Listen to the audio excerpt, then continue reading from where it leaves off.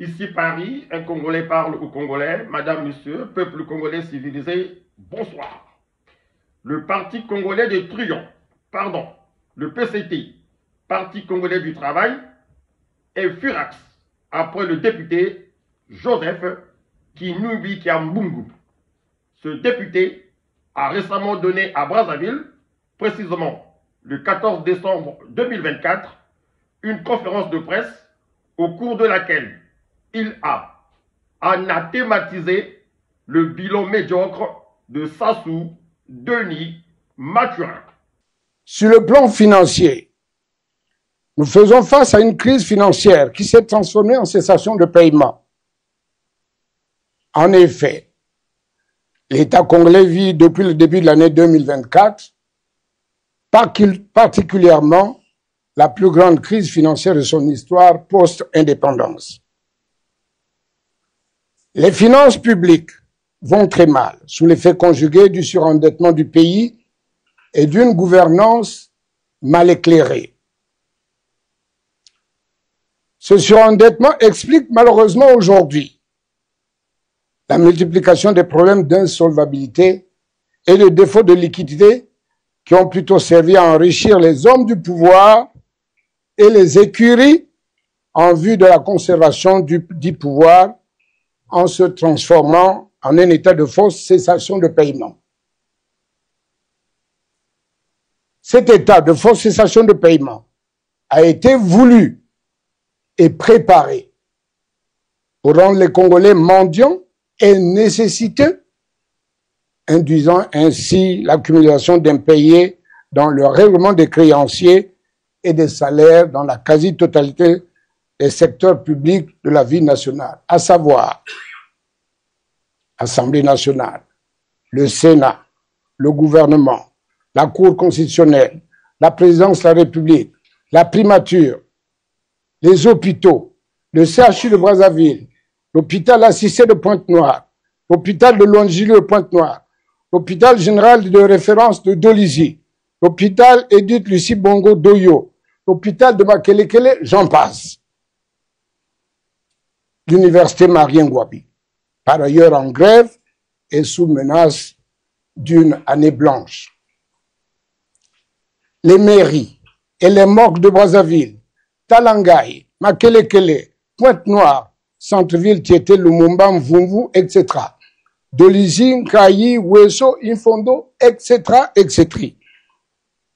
Les bourses d'études, en abandonnant surtout les étudiants à l'étranger à la prostitution et à la mendicité. Les pensions de retraite, les travailleurs du chemin de fer et des ports de Brazzaville, d'Oyo, la STPU, de Brazzaville et de Pointe-Noire. La situation à laquelle l'État congolais est confronté aujourd'hui avait déjà montré des signes avant-coureurs dès 2013, et surtout en 2017, 2018 et 2019, sous l'effet conjugué de la volatilité des cours du baril de pétrole et de la faiblesse du secteur non pétrolier, pourtant à fort potentiel. Aujourd'hui, le gouvernement est dans le mur et donc dans l'incapacité de payer avec ses ressources disponibles ses dettes et financer le développement. Mesdames et messieurs, malgré toutes les promesses de réforme de gestion du pays, nous sommes de nouveau étranglés par la dette. Selon le FMI, la dette publique du Congo a explosé et était évaluée à 8 508 milliards de francs CFA en 2023, soit 99% du produit intérieur brut. Et dans un pays dont le gouvernement est champion toute catégorie dans la dissimulation, notre dette peut avoisiner les 10 000 milliards de francs CFA en 2024. Cette fausse crise financière est tellement aiguë que la crédibilité du Congo est sérieusement mise à mal auprès des bailleurs de fonds. Comme pour les anciens gouvernements, j'émets encore de sérieux doutes sur la capacité de ce gouvernement à mettre de l'ordre dans ses finances publiques, surtout avec les désaccords et la mésentente entre le ministre des Finances et le ministre du Budget, chacun travaillant pour son écurie, au lieu d'être un gouvernement solidaire qui doit travailler pour le Congo. Cela se ressent d'ailleurs dans les nominations, notamment dans les directions des impôts, des douanes, du trésor public, où on confirme et on élève les fonctionnaires indélicats, consacrant en gros le laxisme et l'impunité. L'agence de notation financière Standard & Poor's a même émis de sérieux doutes sur la capacité du gouvernement à mettre de l'ordre dans ses finances publiques. Sur le plan économique, malgré le slogan creux de la diversification de l'économie, notre situation est structurellement fragilisée parce que nous dépendons d'un secteur pétrolier qui n'a jamais été à l'abri des contingences du marché international. Par ailleurs, les pressions inflationnistes qui persistent en raison de l'augmentation du prix du carburant et au cours de l'année 2023, des ruptures intempestives du même carburant et d'électricité compliquent sérieusement les choses. Du point de vue du contexte social, ces répercussions inflationnistes sur la quasi-totalité des produits de consommation ont rendu la vie extrêmement chère, que 90% de la population, notamment en ville, ne peuvent s'offrir qu'un modeste repas par jour. Par ailleurs, la crise structurelle de l'emploi, vécue par de nombreux jeunes Congolais, le gouvernement préfère relever l'âge d'admission à la retraite, ce qui ne permet pas à ces jeunes d'accéder à la vie active tout en les maintenant sous dépendance, moyennant t-shirts et petits subsides, particulièrement au moment des campagnes électorales, dont la ruse consiste à les faire vivre de faux espoirs par des slogans creux tels que l'année de la jeunesse, l'agriculture priorité des priorités, l'autosuffisance alimentaire en l'an 2000, l'émergence en l'an 2025, etc. Le contexte politique et démocratique, quant à lui, a toujours été malsain. Le pouvoir en place, refusant l'alternance à travers une institution électorale partisane et inféodée au pouvoir. Une loi électorale tout aussi partisane, de faux recensement de la population et donc forcément un faux corps électoral, le rejet depuis 2015 de la biométrie pourtant actée lors du dialogue politique de Sibiti en 2015 et confirmé à Madingo en 2020 et à Ouando en 2022. Pour ce qui est du contexte institutionnel, il faut relever que l'autorité de l'État est bafouée en permanence, que la corruption a été institutionnalisée et qu'en tout état de cause, ce sont des individus qui dictent leurs lois en s'accordant impunément des passe-droits. Il est aussi malade parce que toutes les institutions de la République affichent un laxisme chronique alors qu'elles devraient constituer parfois des contrepoids à l'action du gouvernement, non pas avec la volonté de nuire, mais avec celle de l'aider à mieux faire. Le cours de la démonstration de l'aventure de ce gouvernement, au demeurant pléthorique, a été la prise de la décision purement politicienne, incohérente et inopportune du redécoupage territorial qui crée 3 nouveaux départements à un moment où on prêche la réduction du train de vie de l'État. C'est dans ce contexte extrêmement difficile que le peuple congolais attendait du président de la République un discours d'humilité et non un discours de mépris et d'arrogance à l'occasion de la commémoration du 66e anniversaire de la journée de la République du 28 novembre dernier. En effet,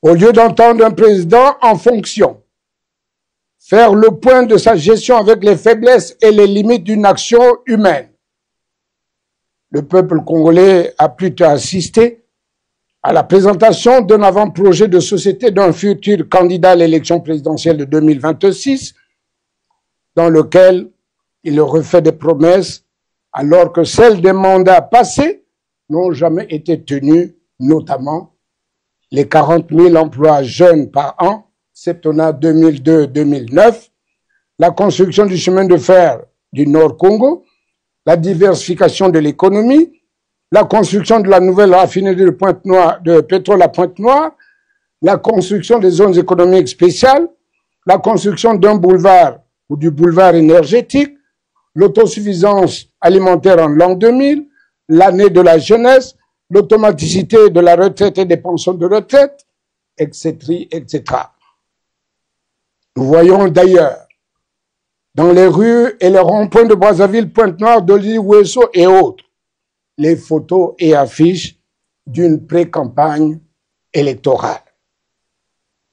L'homme de masse et bâtisseur infatigable est devenu le touriste infatigable.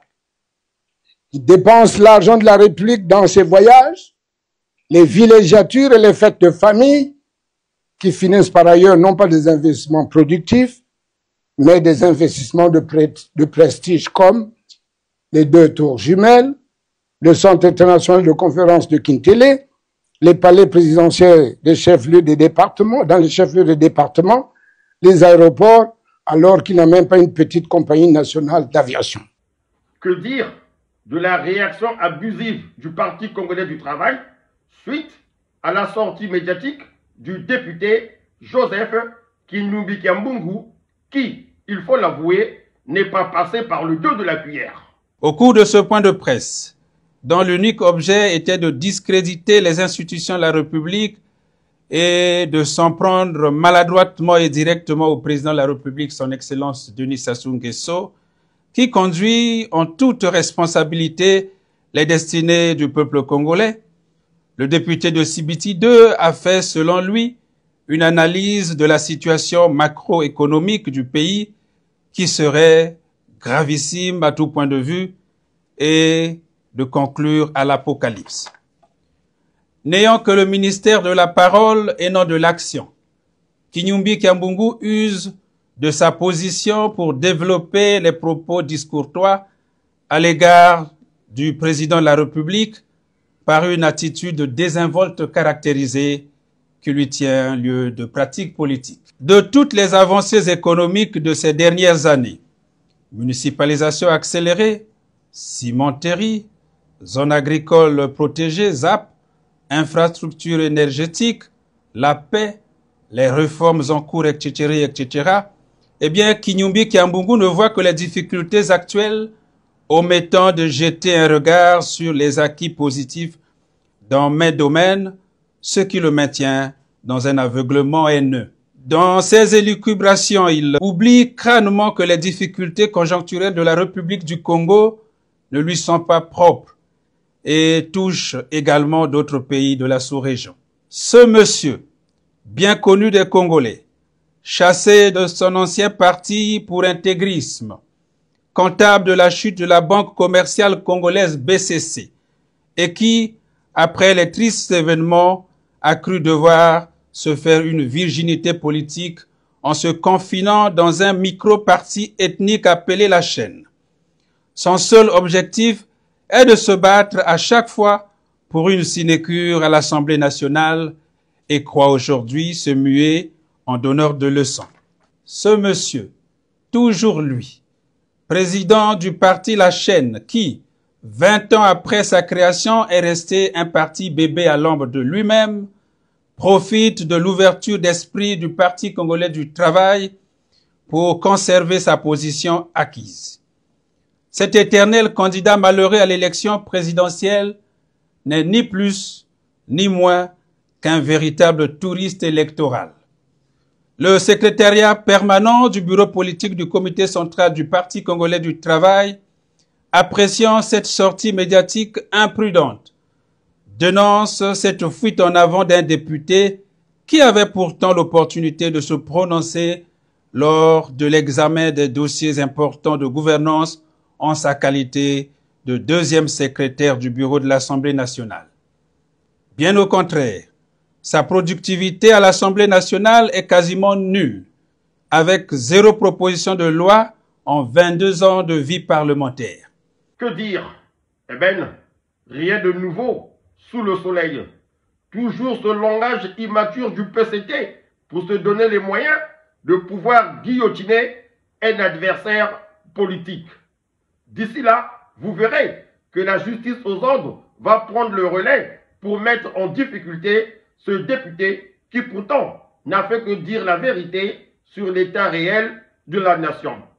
En fait, ce secrétariat permanent du bureau politique du comité central du PCT aurait bien préféré que ce député qui occupe le siège de deuxième secrétaire du bureau de l'Assemblée nationale, grâce à leur apport, du moins à leur magouille, puisse tresser les lauriers au guide bien-aimé, le camarade suprême président, beau comme un antillais, le très précieux Sassou Denis Mathurin, à l'instar du flatteur de la République émérite, Isidore Mbouba. Monsieur le Président de la République, permettez que je vous dise, et ce n'est pas une clause de style, vous êtes la clé incontournable à même de conduire le Congo vers les berges enchantées de l'émergence. Je sais que le peuple congolais subit aujourd'hui de plein fouet les affres d'une crise économique ardue provoquée par des chocs endogènes et exogènes.